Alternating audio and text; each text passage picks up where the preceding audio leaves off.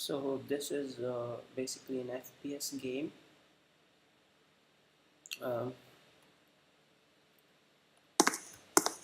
and the mechanics that are enabled in this game are basically a mini map, which you can see on the topmost left corner, a health bar, armor bar. So these, if I switch the weapon and start shooting at one of the, you can see on the bottom right, the the armor, like the guns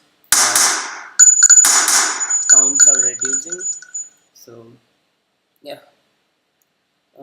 health is also health can also reduce if I, in case, write down the code for walking in water or stuff like that.